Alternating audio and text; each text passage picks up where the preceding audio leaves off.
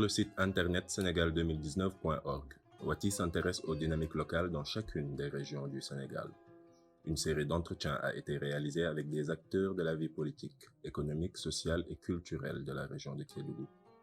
Dans ce podcast, Gilbert Kanté, entrepreneur et fondateur de la société Sen Atlantic Group, nous parle des opportunités et des défis de l'entrepreneuriat dans la région de Kédougou.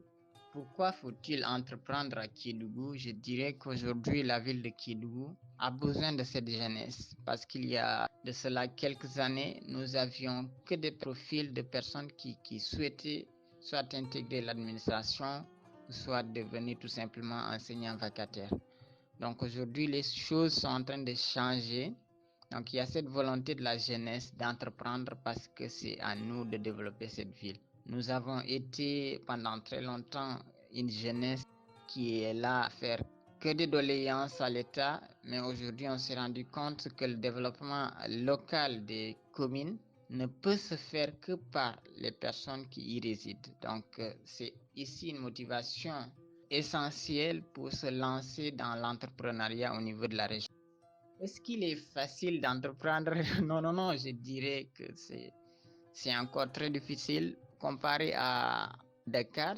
C'est vraiment très difficile à Kédougou parce que nous sommes un manque crucial d'infrastructures, notamment dans le domaine des technologies. Tu ne trouves pas un Fab Lab comme ce qu'on a à Dakar ici, tu ne trouves pas d'incubateur. Voilà les difficultés essentielles à l'entrepreneuriat au niveau de Kédougou. Mais voilà, nous sommes une jeunesse aujourd'hui qui a vraiment cette envie de se surpasser. Malgré les difficultés, on se met dans cet élan de création de valeur. Que faire pour encourager cette jeunesse? Je pense que ça, c'est une question essentielle qui est adressée d'abord à toute la jeunesse du Sénégal. Que faire pour encourager les jeunes à entreprendre?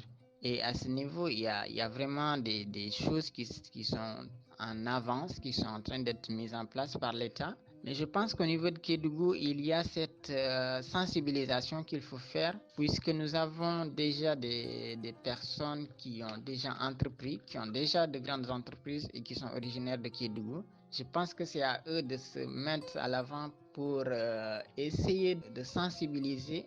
Évidemment, c'est pas facile d'entreprendre.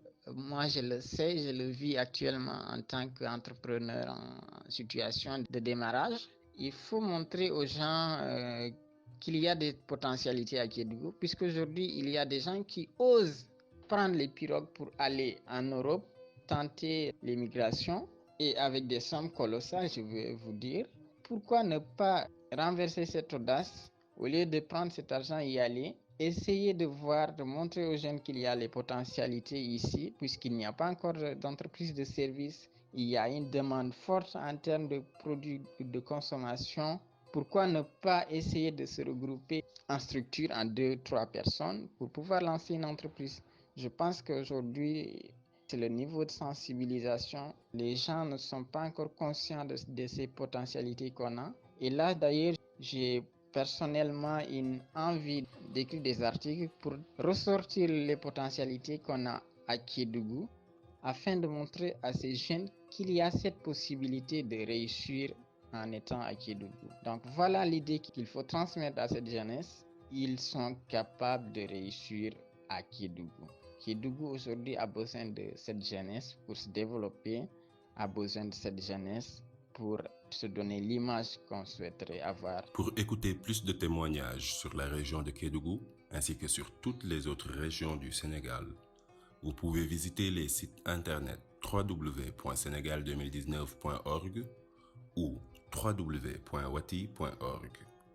Retrouvez également Wati sur les réseaux sociaux Facebook, Twitter, Instagram et LinkedIn. Merci d'avoir suivi ce podcast de l'initiative Senegal2019.org.